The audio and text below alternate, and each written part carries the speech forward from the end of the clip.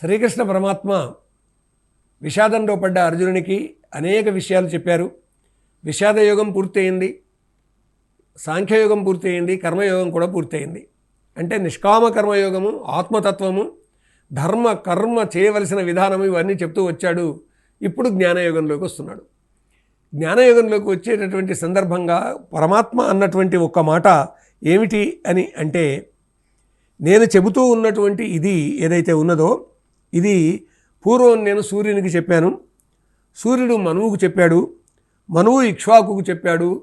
ఆ ఇక్ష్వాకు మహారాజు ద్వారా రాజర్షులు వాళ్ళు ఆ వరుసగా జనంలోకి ఇది వెళ్ళింది అని కృష్ణ పరమాత్మ అంటున్నాడు. ప్రారంభంలోనే ఇది అంటే జ్ఞానయోగ ప్రారంభంలోనే, అంటే విషాదయోగంలో, సాంఖ్యయోగంలో, కర్మయోగంలో చెప్పాల్సిన అనేక విషయాలు చెప్పుకుంటూ వచ్చేసి అర్జునుడిని సమాయత్తం చేస్తూ 4వ విషయం దగ్గరికి వచ్చేసి జ్ఞానయోగంలో ఇలాగా ఇమం వివస్వతే యోగం ప్రోక్తవానహమవ్యయం వివస్వాన్ మనవే ప్రాహు మనురిక్ష్వాకవే బ్రవీత్. నాశరహితం బిట్టి యోగము అంటే నిష్కామ కర్మయోగం. జ్ఞానము నిండుగా ఉన్నటువంటి కర్మయోగంలో భాగంగా ఉన్న నిష్కామ కర్మయోగము. నాశరహితం బిట్టి యోగము సూర్యునకు నే చెప్పితెప్పుడో మనువునకు ఆ తండు చెప్పెను, మనువు ఇక్ష్వాకునకు చెప్పెను. మనువు మహారాజు అండి తను. ఈ మనువు సూర్యునికి చెప్పాడు. సూర్యుని కొడుకు అయినటువంటి ఈ మనువు కొడుకు ఇక్ష్వాకుడు, వీళ్ళంతా రాజులు. ఈ రాజర్షులు అంటే ఋషి అనేటటువంటి వాడు అదొక బిరుదండి. అంటే సాధన చేసి మనస్సును నిగ్రహించుకొని, ఇంద్రియాలను నిగ్రహించుకొని తాను సంయమి అయినటువంటి వాడు ఋషి అవుతాడు. ఋషి అనే బిరుదు ఇది. కాబట్టి మహర్షి అని అంటారు. ఋషి, మహర్షి, రాజర్షి, బ్రహ్మర్షి.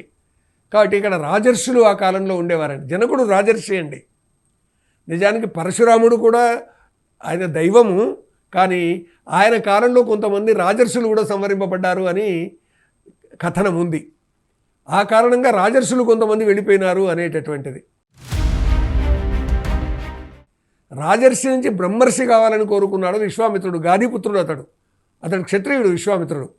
కానీ ఆ రాజర్షి నుంచి వశిష్ఠునిలాగా బ్రహ్మర్షి కావాలనుకున్నాడు. కాబట్టి ఇక్కడ నాశరహితమైనటువంటి ఇట్టి యోగము, నాశరహితం బిట్టి యోగము సూర్యునకు నే చెప్పిది ఎప్పుడో మనువునకు ఆ తండు చెప్పాను. ఆ సూర్యుని కొడుకైనటువంటి మనువు అయోధ్యను పరిపాలిస్తున్నాడు, అతనికి చెప్పాడు. ఆ మనువు తన కొడుకైనటువంటి ఇక్ష్వాకునకు చెప్పాడు. పరంపరగా వచ్చిన దీనిని ఆ తర్వాత అందరూ తెలుసుకున్నారని కృష్ణ పరమాత్మ అన్నాడు. అతి రహస్యమైనటువంటిది నీకు నేను చెప్పాను అన్నాడు. మన జన్మలు ఇప్పుడున్నవి, అప్పుడెప్పుడో ఎలా చెప్పారని అర్జునుడికి అనుమానం వచ్చింది. మనం ఇద్దరం ఇప్పుడు ఉన్నాం కదా, మరి అప్పుడెప్పుడు చెప్పారు అంటే అప్పుడు కృష్ణ పరమాత్మ ఏమంటున్నాడంటే, నీకు నాకు జన్మలు చాలా ఉన్నాయి, నాకు పూర్వజన్మ ఇప్పటిది రేపటిది తెలుసు, నీకవి తెలియదు, జీవాత్మకు తెలియవు, పరమాత్మకు తెలుస్తాయి అని ఇక్కడ మనం గ్రహించాలండి. అంటే బహూని మే వ్యతీతాని జన్మాని తవ చార్జున తాన్యహం వేద సర్వాణి నత్వం వేత్త పరంతప. నీకు నాకును జన్మలెన్నో గడిచిపోయిన వయ్య పార్థ, అట్టి జన్మలు నేనెరుంగుదు నీవెరుంగవు సుము పార్థ. నరుడు జీవాత్మ, నారాయణుడు పరమాత్మ. నారాయణుడు నరుడు అవతారం కానీ నారాయణుని అవతారం కానీ. జీవాత్మ శాశ్వతం, పరమాత్మ శాశ్వతం, ఆత్మ శాశ్వతం. దేహాలు మారుతూ ఉంటాయి. ఈ మానవ దేహం రావడానికి ముందు మనిషి ఏ చీమనో దోమనో ఏదో అయి ఉంటాడు. అలాగా ఉత్తమ కార్యాలు చేసి ఆ తర్వాత అది తాను వచ్చినటువంటి అనేక జంతువుల దారి నుంచి వచ్చేసి మానవ జన్మ పొంది మరీ ఉత్తమ కార్యాలు చేసినట్టయితే పరమాత్మలో లీనమైపోతాడు. అది ముక్తి అంటారు.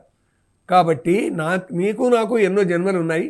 నేను జీవాత్మనేమో మాయలకు లోబడి ఉంటుంది, మాయ చేత మళ్ళీ పుడుతుంది. పరమాత్మ కూడా మాయను జయించి తాను మాయను ఆవాహనం చేసుకొని తాను అవతరిస్తాడు. దేని కొరకు అవతరిస్తాడంటే మంచి కొరకు అవతరిస్తాడు. ఆ మంచి కొరకు నేను అవతరిస్తానంటాడు కృష్ణ పరమాత్మ. అంటే ఏ పరమాత్మ ఆయన రూపం ఏదైనా కానీ, పరబ్రహ్మ కానీ, బ్రహ్మ కానీ, విష్ణువు కానీ, శివుడు కానీ, లేకుంటే అమ్మవారు కానీ, ఏ పేరుతో పిలిచినా కానీ సనాతన ధర్మంలో ఈ అవతార తత్వం అనేది భారతీయ సనాతన ధర్మంలో ఉంది అని మనం గుర్తిస్తే కృష్ణ పరమాత్మ ఇక్కడ చెప్తూ ఉన్నటువంటిది అర్థమవుతుంది. అందుకొరకని చెప్పేసి నీకు నాకును జన్మలెన్నో గడిచిపోయినవయ్య పార్థ, అట్టి జన్మలు నేనెరుంగదు నీవెరుంగవు సుము పార్థ. కాబట్టి ఇక్కడ జీవాత్మ పరమాత్మ ఒక్కరేనండి. జీవాత్మ తాను పరమాత్మ స్థానానికి చేరాలి. అలా పరమాత్మ స్థానానికి చేరడానికి జీవాత్మ ముక్తిని పొందాలి. ఆ ముక్తిని పొందడానికి తాను ఈ ఇంద్రియాలకు బానిస కాకుండా మనస్సును నిగ్రహం చేసుకొని బుద్ధిని పటిష్టపరచుకొని ఆత్మజ్ఞానాన్ని పొంది ఆత్మ సాక్షాత్కారం పొందితే పరమాత్మలో లీనమవుతుంది. ఇది సనాతన ధర్మం బోధ. కాబట్టి ఒక గొప్ప జ్ఞానబోధను చేస్తూ కృష్ణ పరమాత్మ ఇక్కడ జ్ఞానయుగంలో ప్రారంభంలో ఇలా చెప్పి నాకెన్నో జన్మలున్నాయి అన్నటువంటి ఆయన తన జన్మలకు సంబంధించి ఎందుకు తాను జన్మిస్తాను, సంభవిస్తాను, ఎందుకు తాను అవతరిస్తాను అనేటటువంటిది కూడా చెప్తాడు. కాబట్టి ఇక్కడ జ్ఞానాన్ని అందించడానికి కృష్ణ పరమాత్మ అర్జునునికి నీకు నాకు జన్మలున్నాయి అన్నటువంటి దాని వెనుక ఉన్న పరమాత్మ కూడా జన్మిస్తాడు, జీవాత్మ కూడా జన్మిస్తుంది. జీవాత్మ మాయకు లోనై జన్మిస్తుంది. పరమాత్మ మాయను జయించి ఆ మాయను తాను స్వీకరించి జయించి శిష్ట రక్షణ కొరకు, దుష్ట శిక్షణ కొరకు, ధర్మ సంస్థాపన కొరకు జన్మిస్తాడు అనేటటువంటి ఈ జ్ఞానయోగంలోనే మనకు తెలుస్తుంది. అది తెలుసుకుందాం.